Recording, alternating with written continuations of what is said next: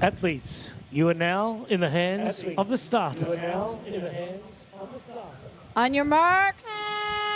On your marks. Mario, we have a great start here in the French Riviera. And we are underway here at the San Rafael Vallette Plage for the T100 French Riviera. What a stunning location we have to bring you here today as the athletes take to the gentle waves, I would say. Some small little white caps in there. But it is a really, really stunning morning. The sunrise has been absolutely incredible here as the athletes take to this challenging, unique and iconic course that we've got for you today in the French Riviera. So right up from the start there, that green cap that you can see, that is Rico Bogan. No surprise to see him right up there. And next to him in the purple cap, that is Kyle Smith.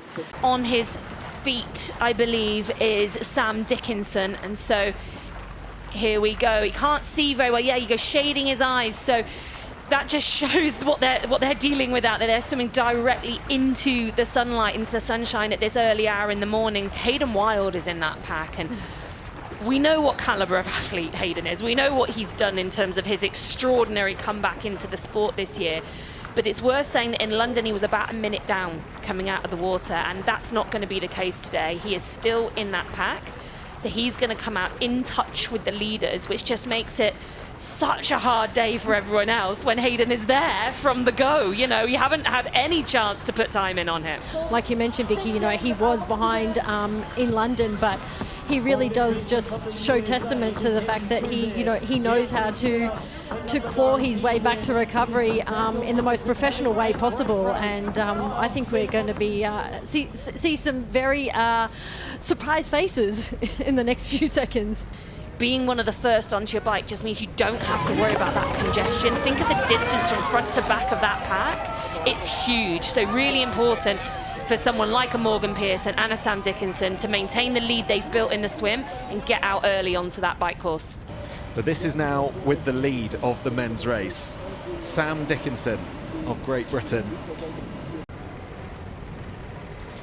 Emma, what impressed you most?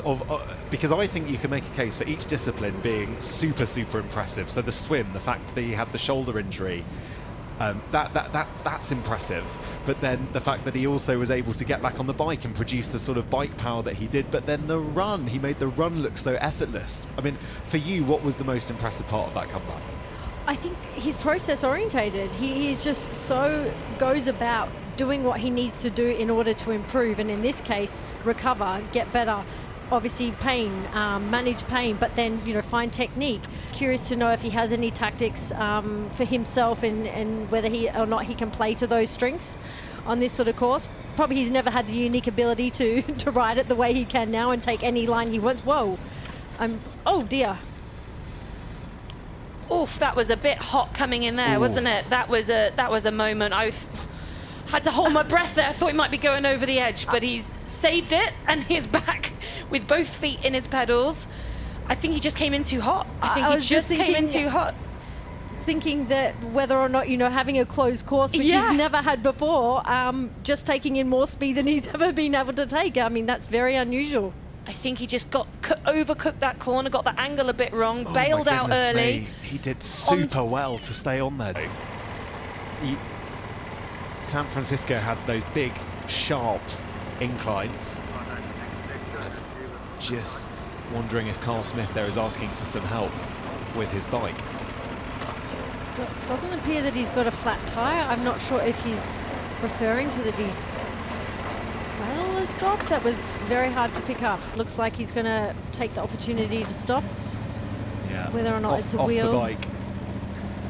And this will be really quite frustrating for Carl Smith. It looks like a saddle. I think you called that, Emma. Very good. It looks like his saddle has just dropped down. Really, really frustrating for Carl Smith this, because he had an excellent swim. He was right up there at the front at the start of the bike. And as we saw with Georgia last week, these moments when you're, I mean, right now in the commentary box, this looks like it's taking minutes as opposed to seconds, which it realistically is, but it must feel horrendous as a triathlete out on the course. And final turn to make before he ends up on the blue carpet and at this transition zone. Interestingly, choosing to dismount really early there, Hayden. That was an unusual, unusual. Did he misjudge that, or do you think he did that deliberately? Yeah, interesting. It's not like Hayden to make mistakes, if I'm honest, but it did appear that he did dismount like right on the blue carpet there. Whether or not he realised the dismount line was a little bit further onto the straight.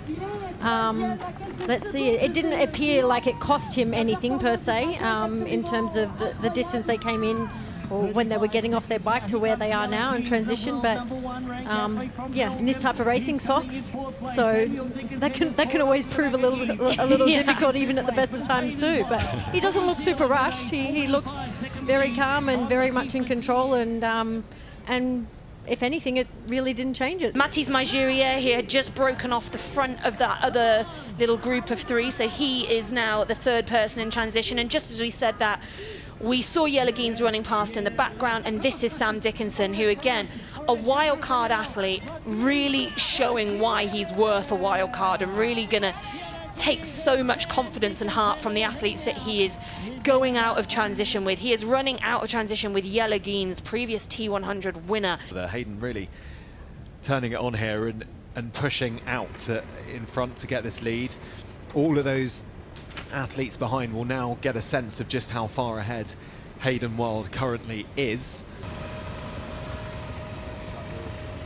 Well, as runs go, this is just beautiful. checking out the boats, wasn't he? Did you see him look across there? I think Hayden was just sort of eyeing up his next purchase, perhaps, just seeing which of the boats he fancied. Need to win a fair few T100 races, Hayden, to get one of those big boats. Well, at this rate, Yeah. At this rate, it might not take him that long. As we mentioned, it's windy. It's exposed to the sun. It's just coming up to 10 o'clock local time here in France. And right now, Sam Dickinson has made light work there of Rico Bogan. Pushed past hard there. Did you notice that? There was a definite acceleration, wasn't there? He sort of bid his time a little bit, coming up to him, and then pushed past quite hard and trying to establish that gap straight away and not let Rico get to the point where he can sit on him, because there is a big advantage to that when we've got these really windy conditions. So there's Hayden, just as we are so used to seeing him do. Oh, yes, a little thumbs up as he checks the watch. He knows he's on pace. He knows everything's fine, very relaxed. That's just Hayden just showing us that he's in complete control of this race. He just chooses a point in the course every lap where he knows, what the time gap needs to be, where he is, where he can look back, double checks on the watch. And yeah, I love how he's just always giving feedback to everyone else on course, not necessarily them giving him feedback or splits. He's just so well aware of what he needs to do. So Hayden Wilde makes his way onto the blue carpet. This has been a masterclass from Hayden Wilde. In London, he returned, but he's now going to make it 3 wins from 3 on the T100. He's looked calm, he's looked cool, he's looked collected all day, and since the bike, this has been going nowhere else. Hayden Wilde is our French Riviera champion. And he barely looks like he's broken a sweat. Is that poker face ahead of tomorrow, or is that how he feels? I mean, only time will tell, but so impressive. I think he's genuinely just timed that exactly how he wanted, and he is just purely content that he nailed it. Well, very good. Yelagines crosses the line in second place. Had to put in a mighty effort there to try and get anywhere near Hayden Wilde. He will be absolutely over the moon. Here he comes. Debut performance from Sam Dickinson on a wild card, and he's hitting the podium. Yeah, Olympic medalist rounding the final corner. He's made his T100 debut here in France. And Sam Dickinson, I'm sure we're going to see plenty more from him on the T100 over the next few months and years. Sam Dickinson comes home in third. All right, time to have a look at what happened in the men's race. It feels an awful long time ago now, doesn't it? But Hayden Wild, our winner, with Yella Geens just behind him. Sam Dickinson rounding out the podium in third spot.